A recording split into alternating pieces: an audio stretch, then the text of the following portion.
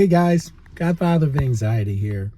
I just wanted to do a short video today about the danger of looking for a magic cure for your anxiety disorder. I think this is an important video to do because I see a lot of promises, especially when people are selling things, whether it's a certain type of therapy, whether it's a certain medication, whether it's a certain over-the-counter supplement, whatever it might be. I all the time encounter,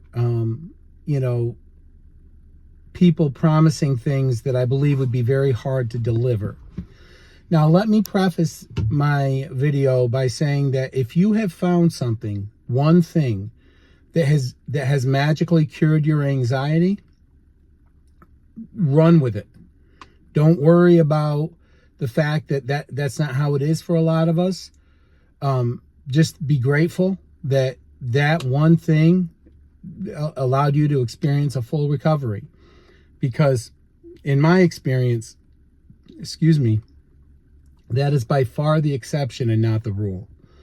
So, let me just say that first. And if you do find something that works, guys, don't stand there and question it. Just go with it, because anxiety is one of those conditions where the more we think about it, the less likely we are to experience a full recovery.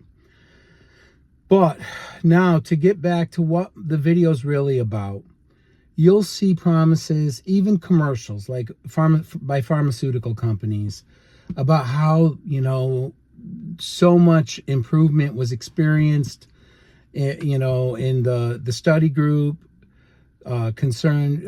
versus the placebo group. And first of all, I needed medication to recover from anxiety, so I'm not downing medication, but medication is at best a tool.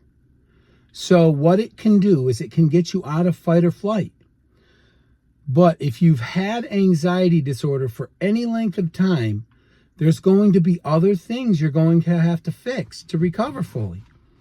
For instance, you're going to have developed negative thought patterns, catastrophizing, basically what if thinking on steroids, personalization. There's a host of negative thought patterns that you're going to have developed that will take some time and therapy to get rid of. Now, therapy doesn't always need to be done with a clinical psychologist or somebody like that, but I do think that's the best way to go, because it can accelerate your recovery. My experience is that recovery from anxiety disorder is multifactorial and multifaceted.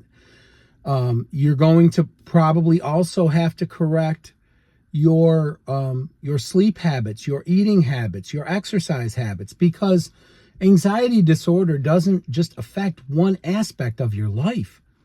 It affects your entire routine, your entire life, from the time you get up to the time you go to sleep. And even while you're sleeping, you will be affected by your anxiety disorder. I've told you guys about how I was awoken by a panic attack. And, it's the scariest thing that I've ever, probably at least one of the scariest things I've ever experienced. So to say that, and I know a lot of you out there have had success with different diets, meditation, breathing techniques.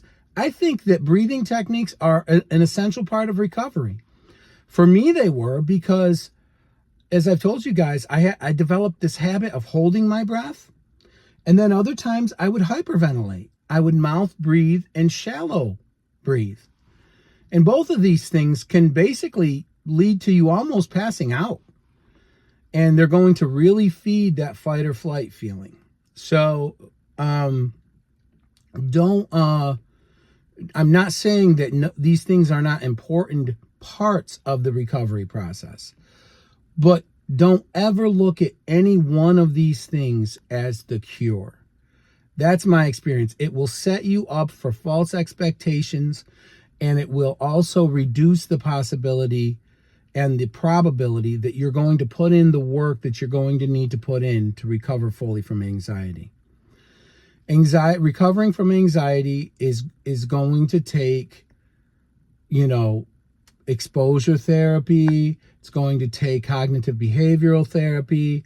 It might take medication. It might take adjusting your lifestyle. It might take adjusting your media consumption.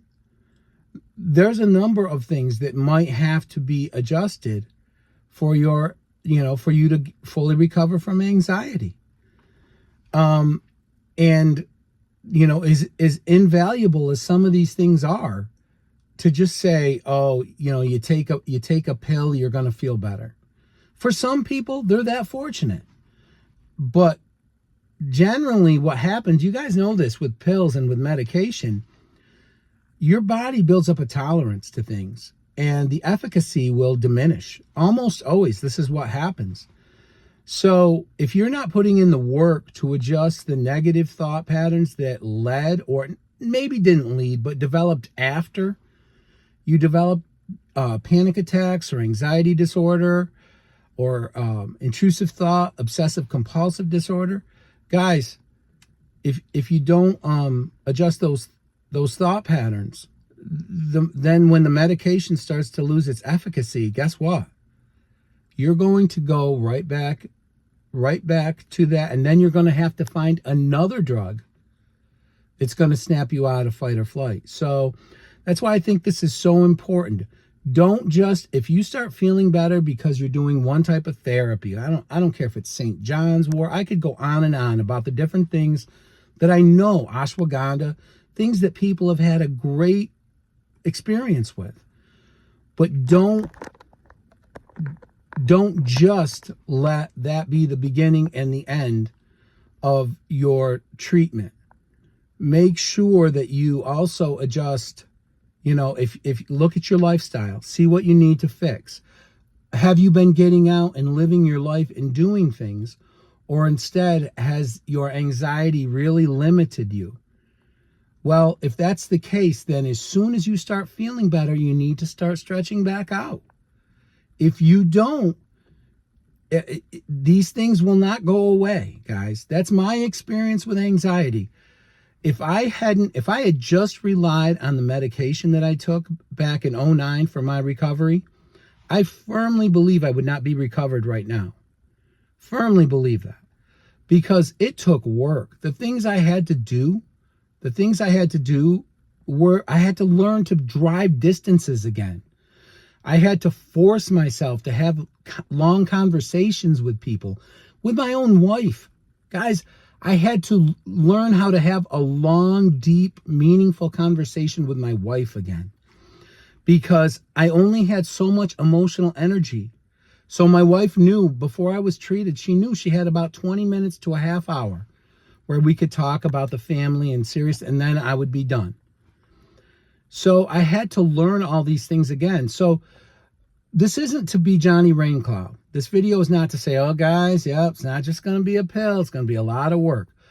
But what it is to do is to make sure that you guys, A, don't have false expectations, and B, and more importantly, that you actually recover fully. If you do find something, whether it's meditation, whether it's medication, whatever it might be, that is helping you. One of the new therapies that's come out is they're using electromagnetics and electrical impulses to redirect your neural pathways. And there's been some success with this.